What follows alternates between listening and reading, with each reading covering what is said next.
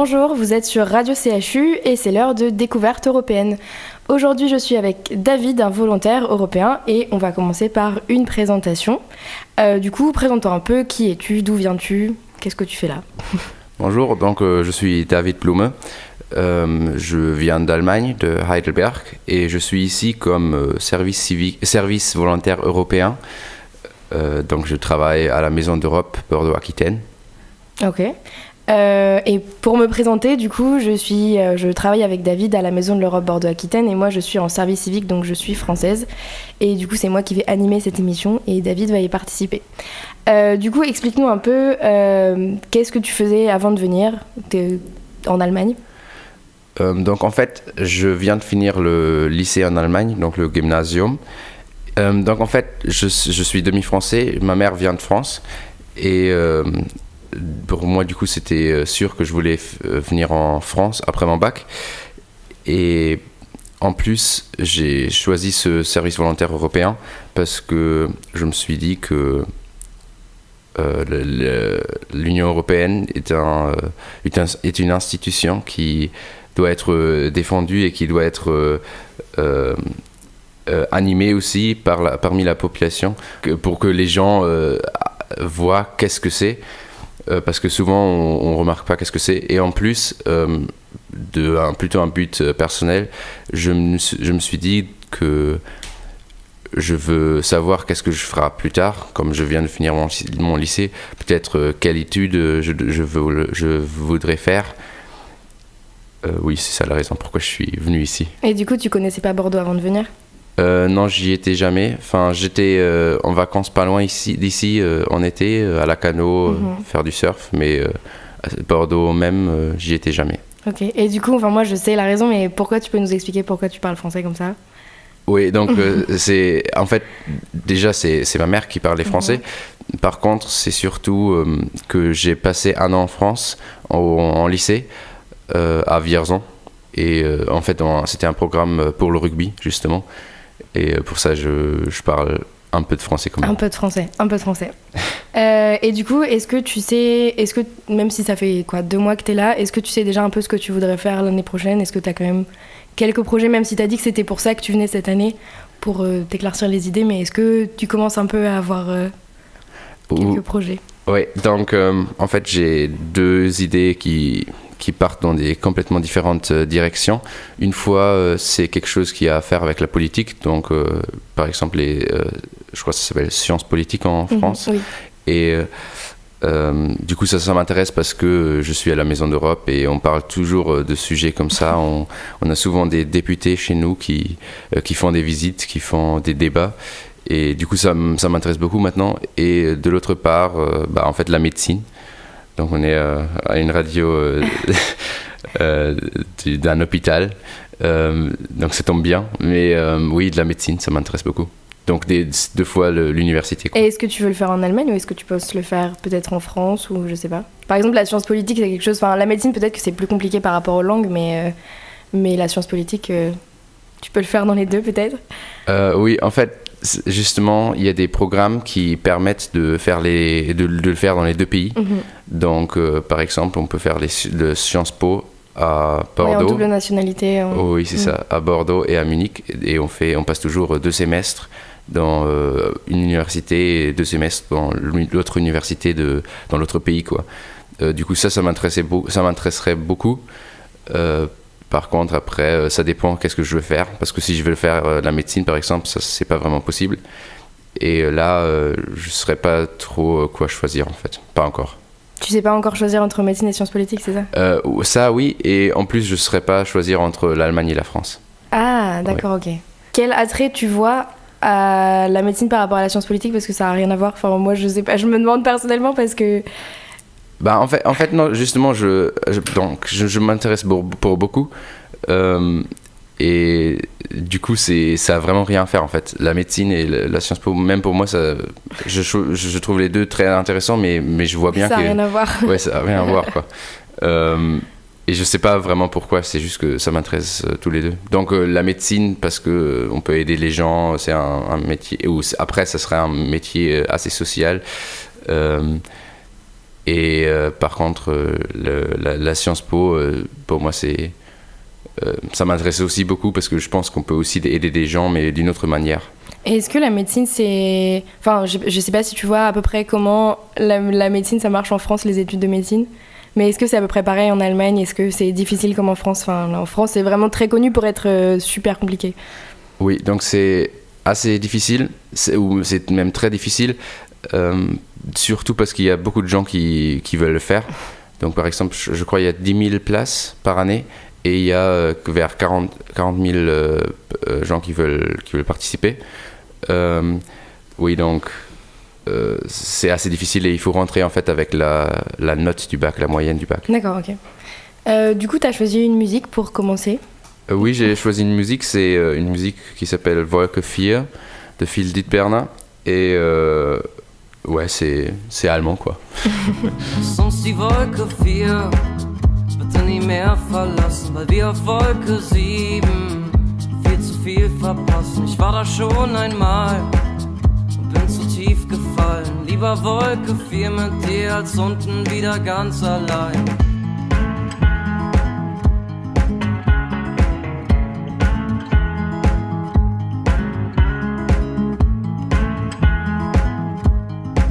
On est toujours sur Radio CHU avec David, un volontaire allemand à la Maison de l'Europe pour l'émission de Découverte européenne.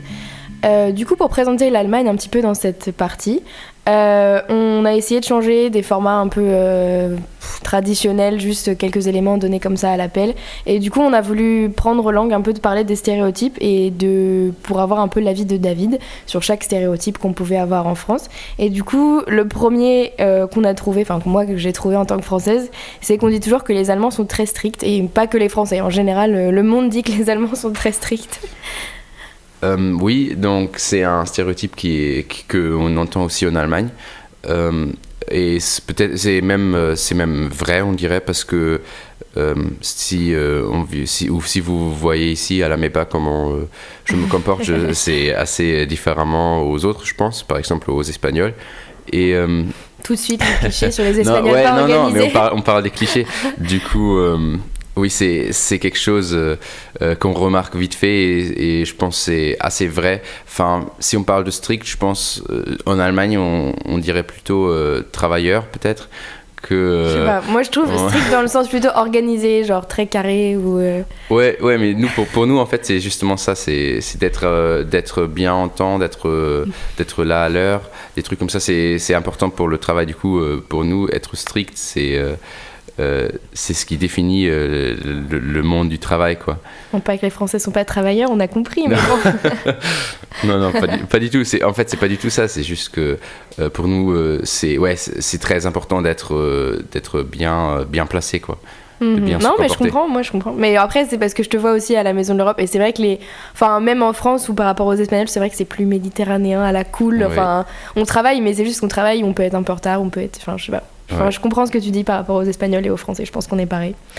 Du coup, le deuxième cliché, et en même temps ça aussi on le voit, c'est que les Allemands boivent beaucoup de bière et surtout, enfin, beaucoup de bière et en général beaucoup d'alcool. C'est en fait, on dit ça, mais je suis pas trop d'accord. Enfin, pour la bière, oui, simplement parce qu'elle est très bonne en Allemagne. C'est vraiment pour la bière allemande au passage. Ouais, non, mais c'est vrai. Et souvent, en fait, moi, par exemple, je suis pas capable de vraiment trouver de la bière allemande autre part qu'en Allemagne. Et du coup, c'est vrai que on boit beaucoup de bière par rapport à la France, par exemple, où on boit beaucoup de vin.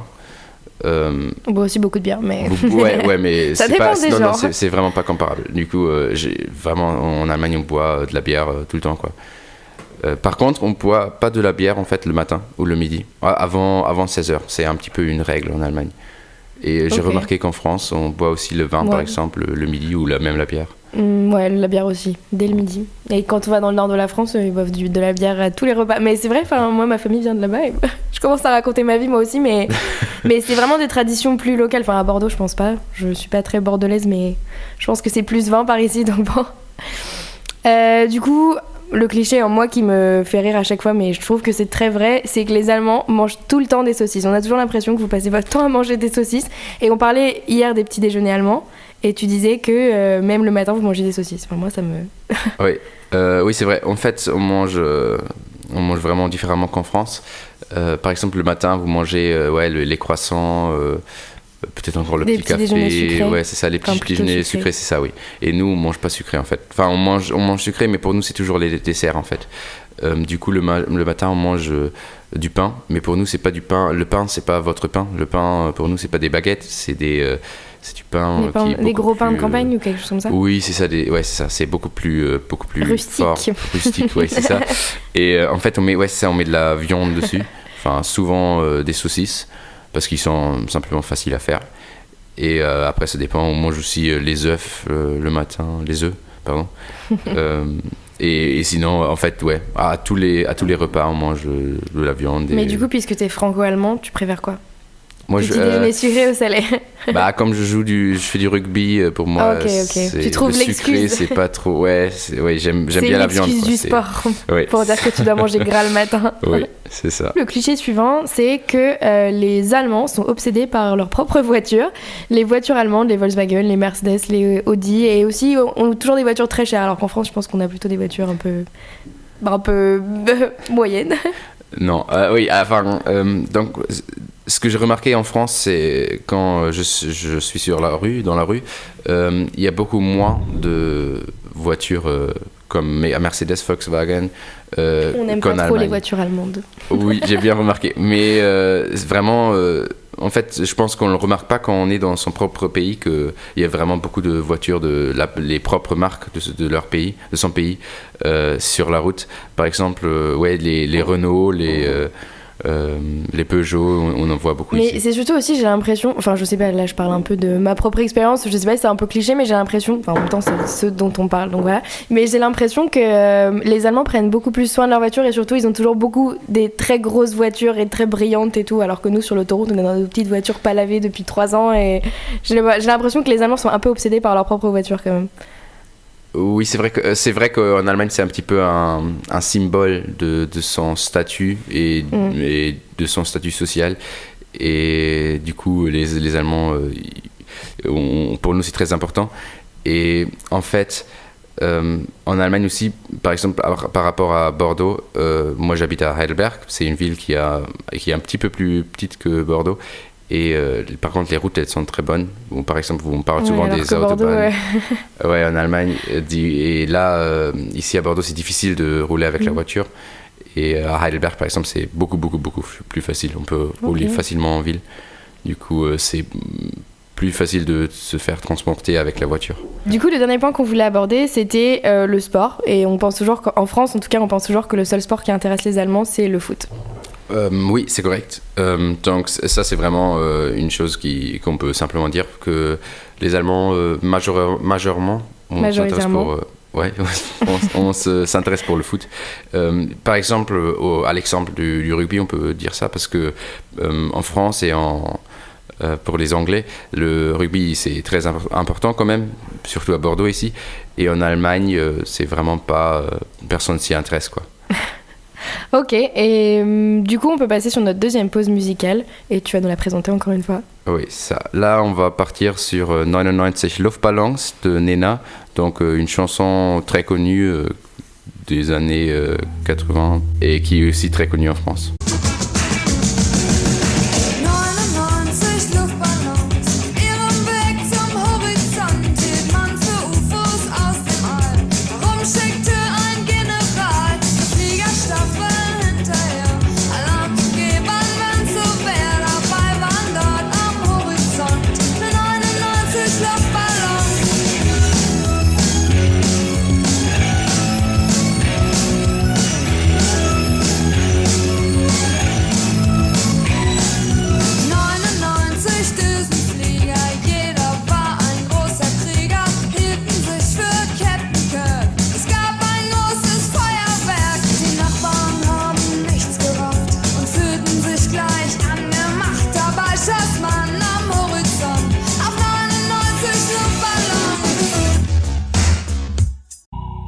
On est toujours sur Radio CHU avec David, un volontaire allemand à la Maison de l'Europe de Bordeaux-Aquitaine pour l'émission Découverte européenne. Du coup, dans cette dernière partie, on va un peu s'intéresser à ce que tu fais sur Bordeaux, du coup, puisque tu es service volontaire européen. Et ça veut dire quoi, être service volontaire européen? C'est quoi? Explique-nous. Donc, en fait, comme j'ai dit, je viens d'Allemagne, du coup de l'Europe. Et en fait, tous les autres services volontaires européens viennent aussi de différents pays en Europe.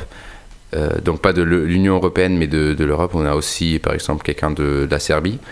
Et en fait, l'idée derrière, c'est que on veut mettre les valeurs européennes en place et qu'on veut faire de l'information, de la formation sur l'Europe. C'est l'information sur l'Europe, mais aussi pour les jeunes entre nous, donc les services volontaires européens qui viennent dans les autres pays, d'apprendre sur l'autre pays, d'apprendre sur une autre culture, d'apprendre la langue peut-être, et apprendre qu'il n'y a pas seulement son propre pays. Et du coup, tu fais ton service volontaire européen du coup à la MEBA, donc c'est ce qu'on dit, c'est la Maison de l'Europe de Bordeaux-Aquitaine. Ouais. Et du coup, est-ce que tu peux juste nous présenter très rapidement la structure? Oui, donc c'est une association qui est placée à une place Jean Jaurès, au bord de la Garonne.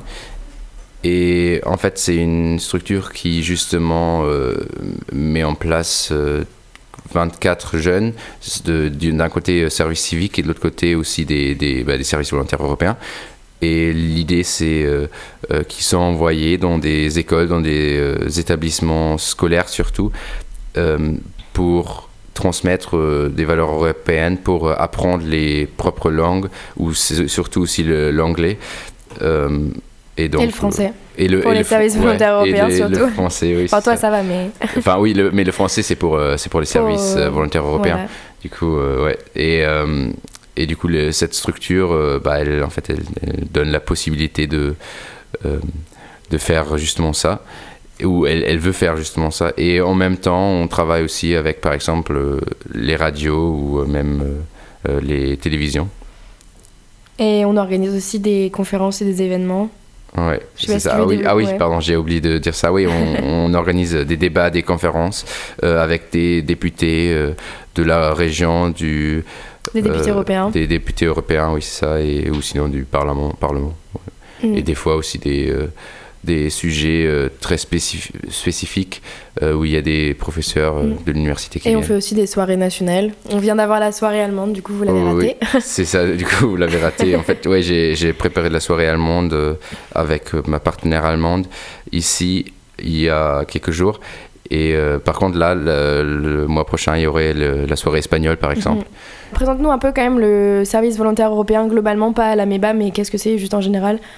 Enfin, pourquoi ça existe, par qui c'est mis en place? D'accord, c'est mis en place par la Commission européenne et c'est un programme Erasmus+. Oui, c'est un programme, ouais, c'est ça. Ça fait partie ça fait partie du programme Erasmus+, mis en place par la Commission européenne. Et on en parlait encore hier, c'est comme le service civique français qu'on connaît, mais sauf que c'est en Europe.